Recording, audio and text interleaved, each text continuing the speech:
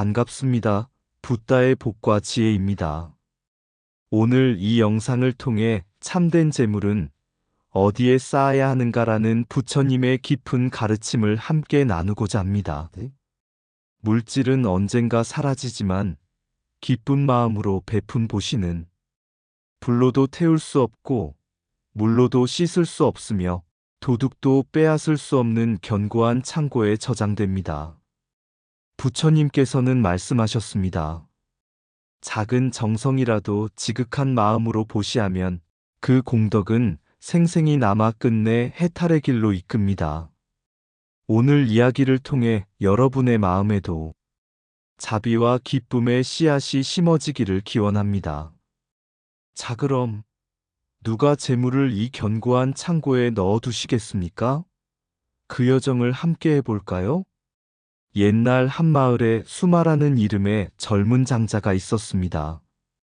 그는 어릴 때부터 아버지의 재산을 물려받아 큰 부를 누렸으나 마음속에는 늘 허전함이 가득했습니다. 음식을 먹고도 배가 고팠고 옷이 많아도 추위를 느꼈습니다. 그러던 어느 날 한 노승이 그 마을을 지나게 되었습니다. 노승은 손에 바루를 들고 길가에 자리를 펴며 이렇게 외쳤습니다. 여기 견고한 창고가 있습니다. 불도, 물도, 도둑도, 세월도 가져갈 수 없는 진실한 창고. 누가 이 재물을 이 창고에 넣어두시겠습니까? 사람들은 미소만 지은 채 지나갔지만 수마는 멈춰 섰습니다. 그는 조용히 물었습니다. 스님, 도대체 어떤 창고가 그런 능력이 있습니까? 노승은 말했습니다. 그대가 지금 이 순간 기쁜 마음으로 베푸는 보시야말로 다음 생, 그 다음 생까지 이어지는 견고한 창고가 되느니라. 수마는 그날 자신의 가장 귀한 황금 항아리 하나를 꺼내 노승에게 드리며 고개를 숙였습니다. 이 황금은 저를 위해 쓰지 못했지만 부처님의 법을 지키는 데 쓰인다면 천만금보다 낫습니다. 노승은 미소 지으며 말했습니다. 그대의 보시는 지금 이 순간 지혜의 창고에 들어갔도다. 이제 그 복은 물로 씻길 수 없고 불로 태울 수 없으며 세상 그 어떤 이도 빼앗을 수 없다. 그날 이후 수마는 그 무엇에도 흔들리지 않는 평온을 얻었습니다. 그의 얼굴에는 늘 미소가 깃들었고 사람들은 그를 마음 부자인 장자라 부르게 되었습니다. 작은 보시, 큰 인연 전생의 복으로 태어난 왕녀 이야기. 인도 마우리아 왕조의 명군 아소카 왕에게는 아끼는 딸이 하나 있었습니다. 그 아이는 평범한 아이와 달리 자라면서 손바닥을 펼치면 황금빛 동전이 스르륵 쏟아져 나오는 기이한 현상이 벌어졌습니다. 어느 날 아소카 왕은 딸을 무릎에 앉히고 놀아주다가 그 손을 보며 깜짝 놀라 말했습니다. 이 아이의 손에서 나오는 이 끝없는 재물은 대체 어디서 온 것인가? 이에 왕은 곧 야사나한 스님을 찾아가 물었습니다. 이 아이는 무슨 인연으로 손에 재물이 끊이지 않습니까? 전생에 어떤 공덕을 지었단 말입니까? 야사나한 스님은 조용히 눈을 감고 말했습니다. 이 왕녀는 전생의 왕궁의 시녀였습니다. 어느 날 우연히 쓰레기 더미 속에서 한 입의 동전을 발견했습니다. 자신도 배고프고 초라했지만 그 동전을 주머니에 넣으며 생각했지요. 이 돈으로 배를 채우는 것보다 수행 중인 스님들께 공양하자. 그는 맑은 물을 떠다 그 동전과 함께 공손히 바쳤고 그 마음은 지극히 깨끗했습니다. 그 작은 보시가 지금의 왕녀의 삶으로 꽃피운 것입니다. 스님의 말에 아소카 왕은 깊이 고개를 숙였습니다.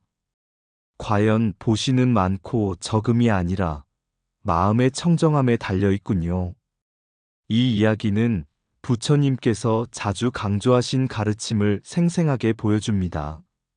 한 줌의 쌀에도 진심이 담기면 천겁의 복을 낳는다. 작은 봇이라 할지라도 그 뿌리가 선하고 마음이 진실하면 그 복은 세월과 생을 넘어 반드시 되돌아옵니다. 아소카왕의 딸이 지닌 재물은 단지 전생의 덕이 아니라 지극한 마음에서 비롯된 결과임을 우리는 알 수 있습니다. 그러므로 복은 어디에서 왔는가 보다 어떤 마음으로 시작되었는가를 보는 것이 진리입니다. 보시는 크기가 아니라 마음의 깊이로 완성된다. 한 입의 동전도 지극한 정성으로 올리면 천겁의 복을 이룬다. 작은 인연도 진심이면 생을 넘어 왕녀의 삶이 된다. 물질은 사라져도 선한 마음은 견고한 창고에 저장된다. 보시란 지금의 내가 미래의 나에게 보내는 편지이다. 가장 가난할 때 나눈 것이 가장 값진 봇이다. 복은 돈에서 오지 않는다. 복은 마음에서 자란다. 작은 실천이 큰 업을 만든다. 그것이 인연의 힘이다. 무엇을 주느냐보다 어떻게 주느냐가 공덕을 정한다.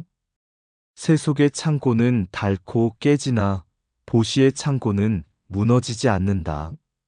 마음이 맑을 때 그 보시는 삼천대천 세계를 밝힌다. 탐욕이 남긴 것은 허무지만 베풀미 남긴 것은 복이다. 기쁨으로 나눈 것은 결코 사라지지 않는다. 복은 남에게 주었을 때 비로소 내 것이 된다. 진심은 재물보다 무겁고 공덕은 생명보다 길다. 가난한 여인의 두닙동전 진심의 보시는 반드시 응답받는다. 옛날 어느 마을에 극빈한 거지 여인이 살고 있었습니다.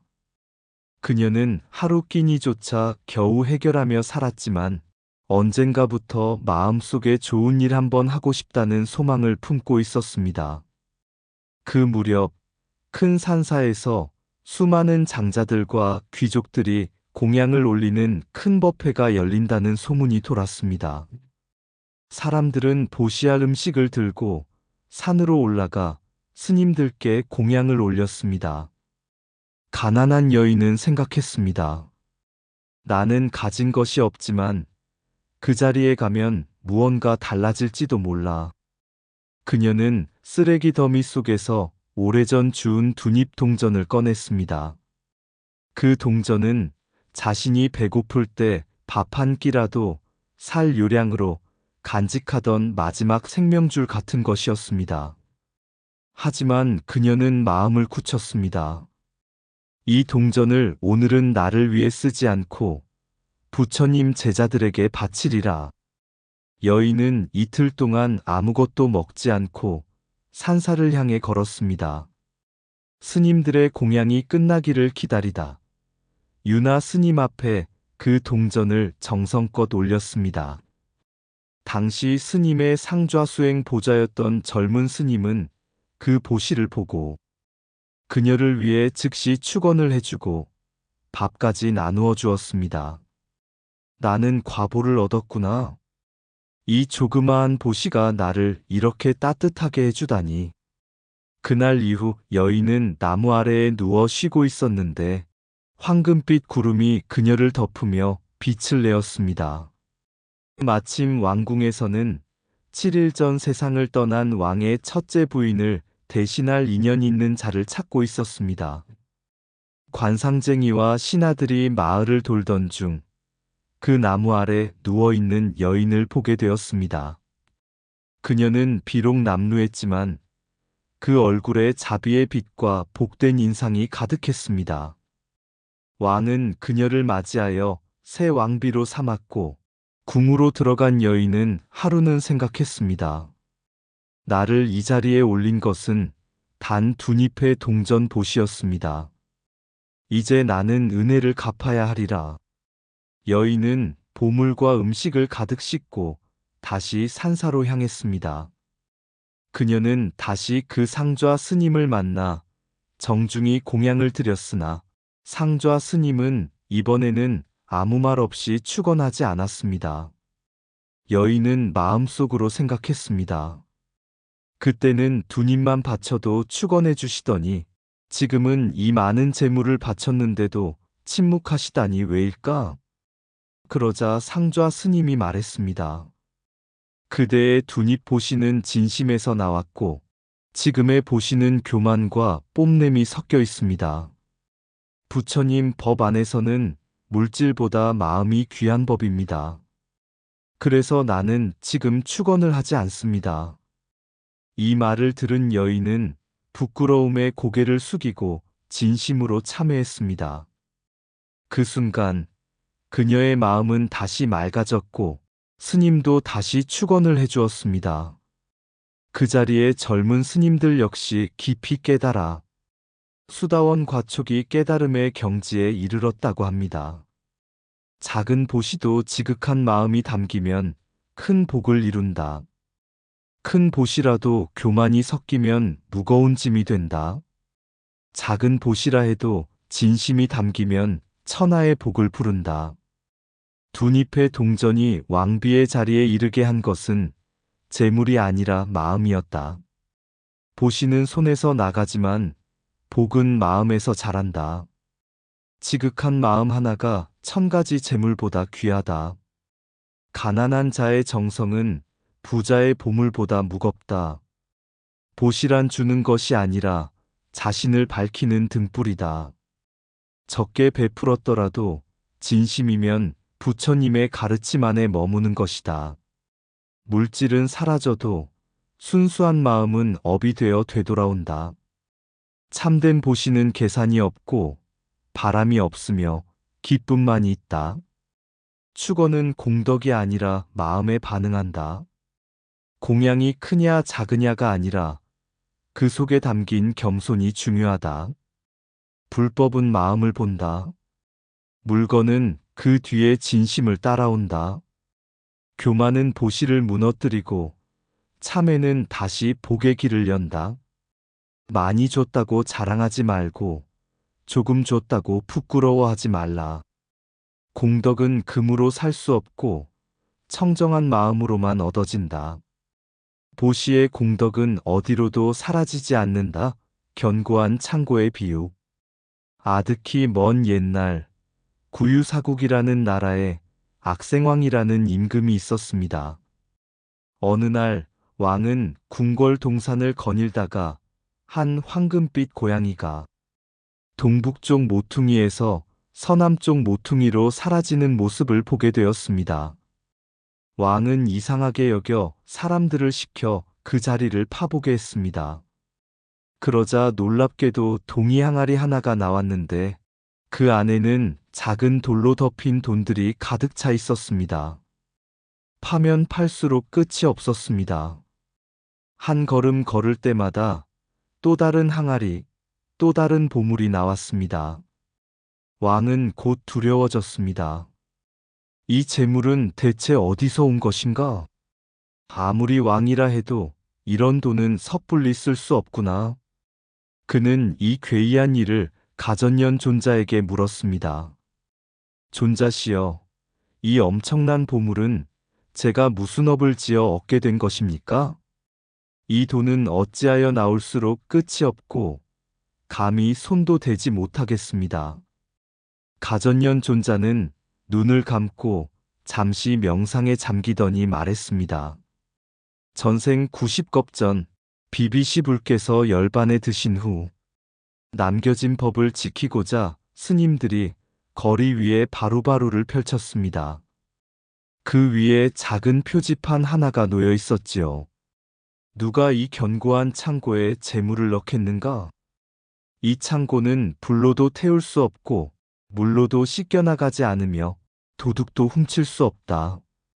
그날 한 가난한 나무꾼이 팔아온 장작으로 얻은 돈 세잎을 들고 지나가다 스님들의 바루를 보고 말했습니다. 오늘 저녁은 굶더라도 이 돈은 스님들께 보시하리라. 그는 바루에 돈을 올리고 두 손 모아 기도했습니다. 제가 지은 이 작은 선근이 다음 생, 다음 생을 건너 제가 가는 길마다 등불이 되게 하소서. 그 나무꾼은 바로 지금의 왕이신 폐하입니다. 가전년 존자는 덧붙였습니다. 왕이시여, 그날 기쁜 마음으로 올린 생잎의 보시가 생을 넘어 지금의 창고가 되었고, 걸음마다 나오는 돈은 바로 그때의 기쁜 걸음의 과보입니다. 복은 주머니에서가 아니라 마음에서 생기는 것입니다. 그 마음은 없어지지 않고 법과 함께 영원히 보존됩니다.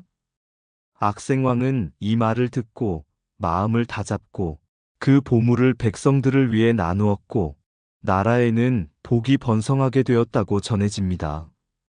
보시란 견고한 창고에 넣는 것이다.